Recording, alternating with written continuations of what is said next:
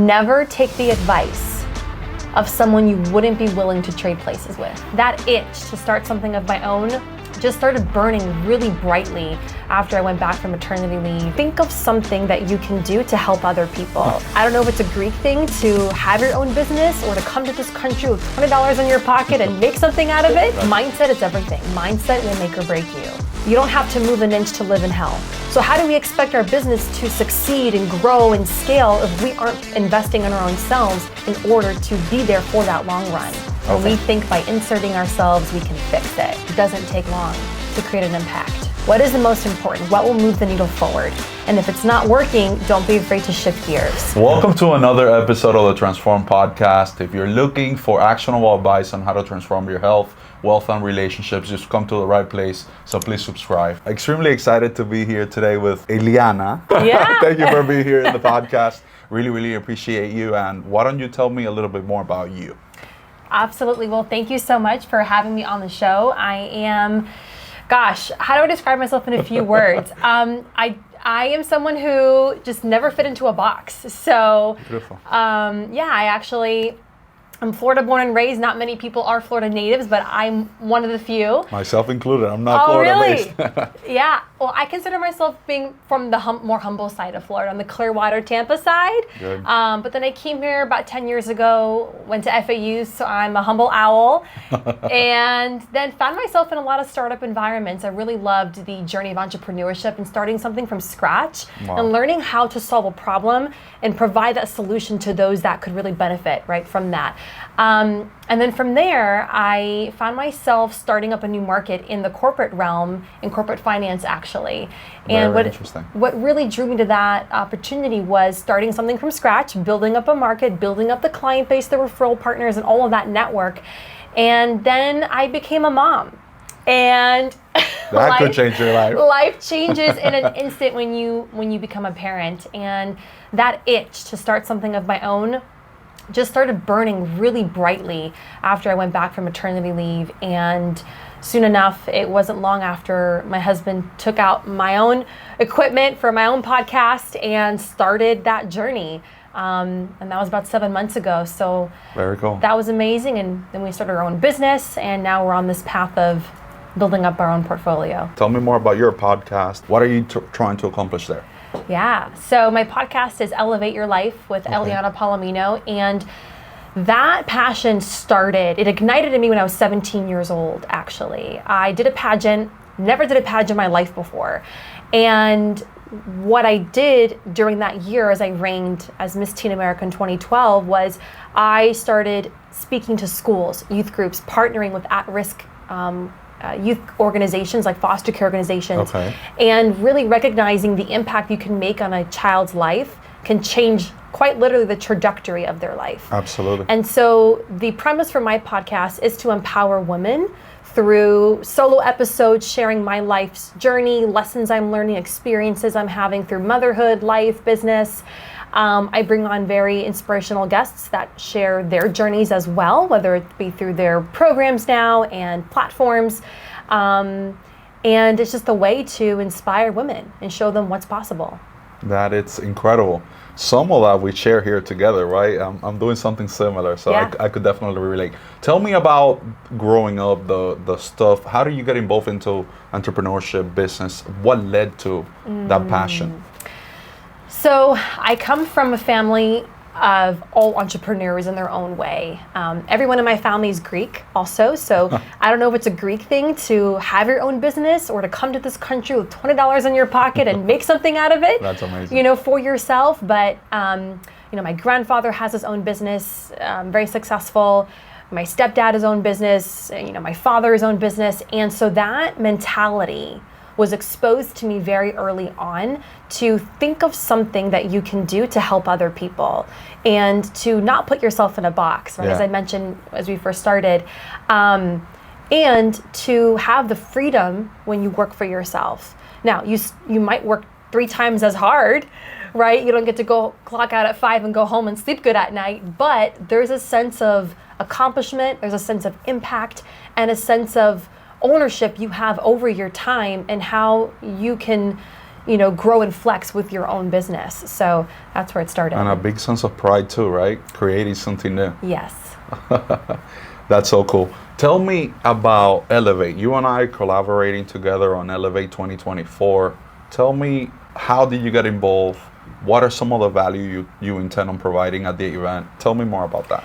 Yeah, so I'm really excited for Elevate. I know we all are gearing up for it. Alex is putting on an incredible event, and that's where it started. It started with meeting Alex, and we just think we're immediately drawn to each other. She has an energy about her that you either love or okay, I'm not ready for that just yet, right? Because she's powerful, she's confident, she knows who she wants to meet, and we really aligned with that.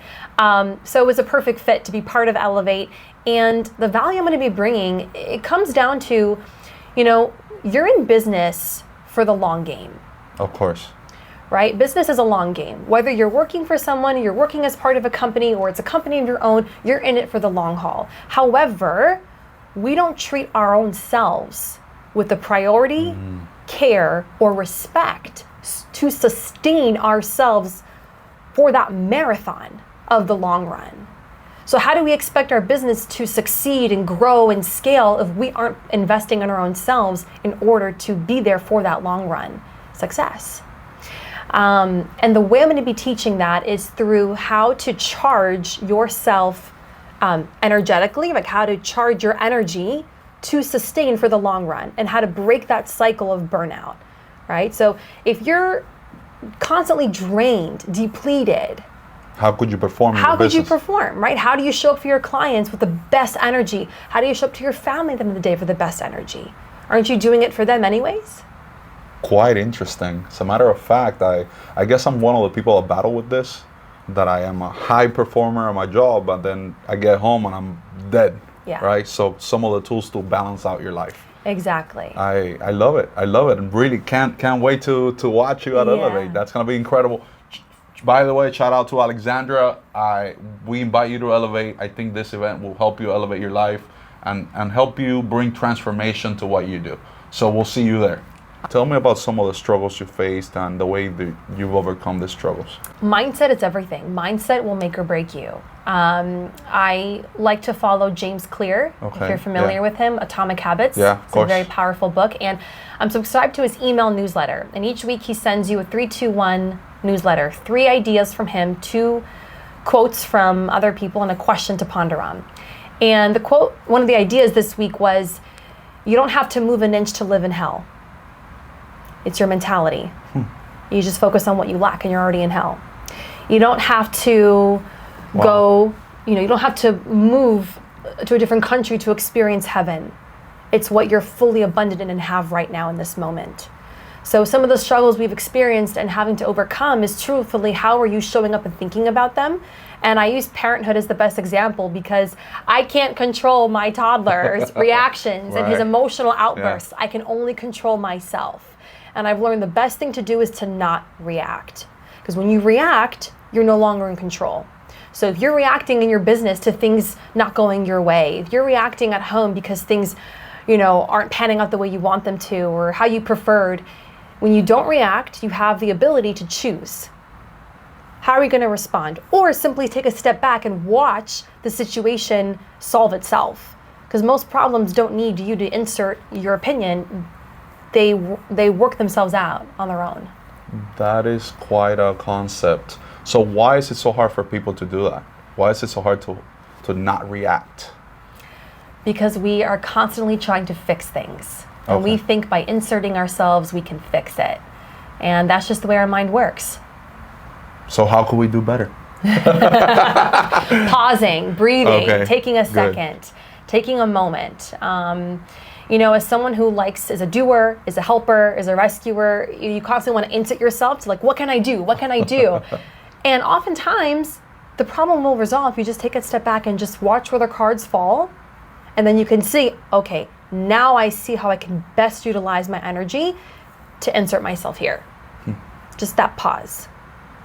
Pausing is important. A lesson that I'll take from this podcast today, because I'm impulsive, right? I'm the guy that's always going, and sometimes it doesn't lead to the results I want. So I think you gave me a very insightful thing. I mean, I understand the concept, So I know everything in life aside from mindset. You said mindset is everything. Mindset is everything. So understanding things is important. But I think where most of us lack, it's in the execution of Correct. applying the knowledge. Correct. So I'll take it home, digest it, and definitely try to implement it, which is really hard for me. Pausing and just letting things, sort themselves out. That's where I struggle. It's a daily practice. Every day you get the chance to reset. And I use parenthood as a best example because your kids are going to love you no matter what. True. And you may feel bad for how you showed up for the situation that you could have done different or better or allowed them to figure it out themselves. But tomorrow's a new day and you get to show up and try again. True. Very true as well. Tell me about some of your passions. You've taken me, to many facets of your life, but what are the stuff that maybe you like to do for fun? Well, I love the outdoors. I'm a big nature person. I think nature is very healing. Yeah. So I love nature. I also love giving back. I'm huge into philanthropy, and so is my husband. He's an Army veteran and is always giving back to his vets and his community. And I do the same with young women, teenagers, girls, and things like that. Yeah, very important, by the way, giving back. Does it feel better to give back than to receive in your experience?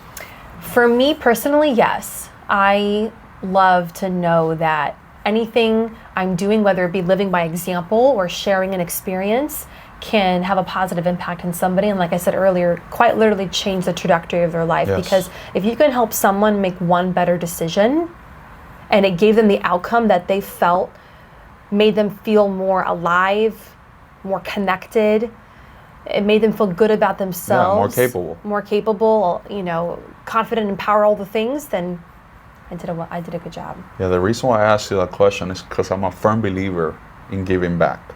As a matter of fact, I've had these experiences where I go to serve lunch or, teach kids financial literacy. And what I've realized is that by giving this minimal sometimes, right? Because what does it take to go and serve lunch? Right. Doesn't take a lot, but it reminds you of how lucky you are and some of the stuff that you take for granted, such as a warm lunch, right?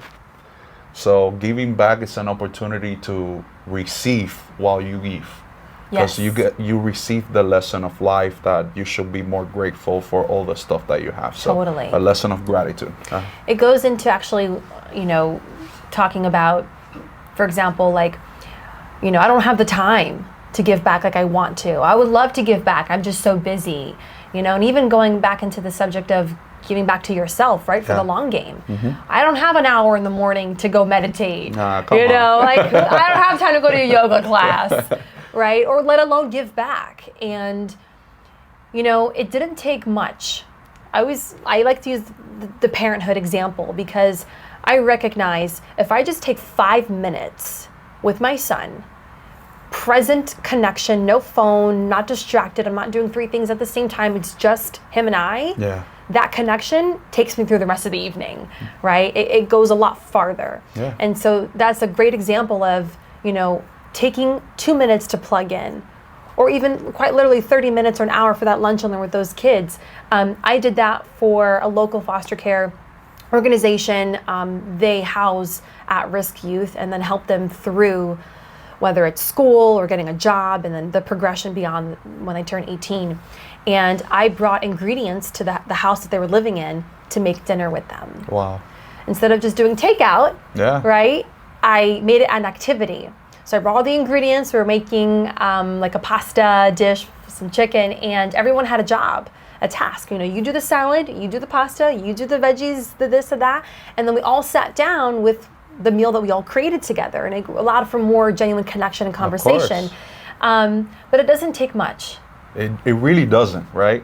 So we're demystifying that here today. On that subject, by the way, tell me about maybe a misconception you've heard about and you completely would like to debunk.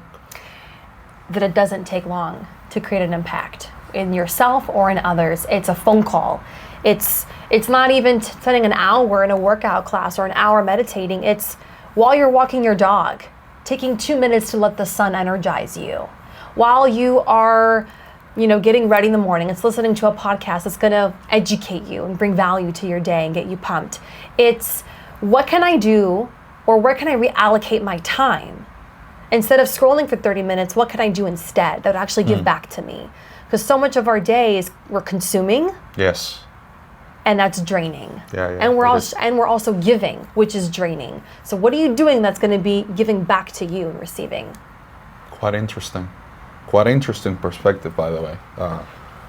You're challenging a lot of my own beliefs. So very cool. What is the future? What does the future hold for you? What's coming next? Well, besides Elevate that we have coming up on our near future here, we have a couple of podcast interviews. We have a lot of growth in our business taking place. We're also going to North Carolina for spring break. Very cool. Staying in a cabin. We're looking forward to some R&R time with the family. And that's what it's about, balance, right? Yeah, absolutely. This is, I guess, my favorite portion in the podcast, because it's where we demystify a lot of the things that people believe out there, that you reach overnight success. Usually that doesn't really happen. So tell me maybe about some of the failures before we conclude here today. It is a lot of trial and error. When you're launching something, when you're starting a new business, financially, if you're starting your own business and it's your own thing, you have to manage your finances really well, know what is priority right now. What is the most important? What will move the needle forward? And if it's not working, don't be afraid to shift gears, right, to what is working. And everything has a phase. So in phase 1, this is the top priority. In phase 2, that's the next priority. And you continue to expand from there. If you expand all at once and do all the things that you're going to do within a year, now you're going to be missing the boat on what you have to dial in right now. The second thing I'd say is systems and processes. Don't be afraid to have time blocks for yourself.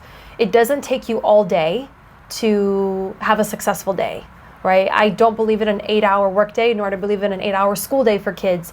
We are more efficient with less time than we actually think we are. I agree. So really honing in on what is your optimal time for your best work. Yeah. Like I know my best work is between 10 and 2. So that's when I get most of my work accomplished. Yeah, when are you most productive? Right. And maximizing that time. Correct. If you try to extend yourself beyond that, then you're moving slower. It's taking you a lot longer. You're spreading yourself too thin, right? And it happens to the best of us. It does. I'll also say, one of my struggles was knowing when the right time to leave corporate was. And it was like ripping a Band-Aid off when my son came along, and I went back and it was not the same. I couldn't attend events the same way I was before. I needed to be home to put him to bed, and I was nursing and all of those things. And no matter how family-oriented a company says they are, it is what it is. Right. So you have to sometimes make those hard decisions, but if you have a supportive spouse or partner, or even, support system, if you're not in a, relationship, to have that support system to know you have to do what's right for you, even if you don't see the next steps ahead, right? If you have that faith, things will start to happen, and you won't even realize where they came from. They kind of came out of nowhere. But I guarantee you, if you're on that path and you're making those decisions out of faith, right? Maybe a little fear in the background. It's normal. It's human to feel those things. Right. Those next steps will be revealed. Very impactful. I like it. I love it. Yeah, it's true. And I'm more of the optimistic one in my household. My husband calls himself the cautiously optimistic one. Not pessimistic, but cautiously optimistic. Smart man. Yeah. How do we find you? Where do we find you? Best place to find me is on Instagram. You can find me Elevate with Eleana. Perfect. And that's the best place. We'll plug them all everywhere here. So some of your sites and links. So just so that you guys can find her without an issue. Last question for you today. What if you could give somebody in the audience a piece of advice to help them improve, whether that's their health, wealth, or relationships, what would it be? The best piece of advice I was ever given that you can apply to any area of your life is to never take the advice of someone you wouldn't be willing to trade places with. Wow, explain. If you're looking to have better health in your life, would you take advice from someone who has Who's a not laundry fit. load of health issues? Right. Probably not. If you're looking to have a successful marriage, are you going to have advice from someone who's been divorced 3 times? Probably not. If you're looking to have a successful business, are you going to take advice from someone who's been bankrupt a few times or failed startups, right? I'm sure they've learned a lot of what not to do, but you want to learn what to do, that roadmap. So in any area of your life that you're looking to get advice in or to be successful at, take the advice from people who are successful in those components of what you would want to trade places with in your own life. Take the advice of a person that's already living the life you want to live. In that department, because there's many, right? No person is perfect and excelling at all the facets. But if someone's excelling at business and you would want to trade places with them, like I would want to be in their shoes, what are you doing that's working? Don't tell me what's not working. I don't want to focus on what not to do. I want to focus on what I should be doing, what I can be doing, what will get me there. Not what will not get me there, what will get me there. Focus on what you want. This was an incredible conversation. Eleana, thank you so much for being here with me today. You definitely helped me transform. And I'm sure you're going to help a lot of people out there too. Awesome. I really appreciate you, and I'll see you around. Thank you, my friend. Thank you. All right, cut. And that's it. You are natural.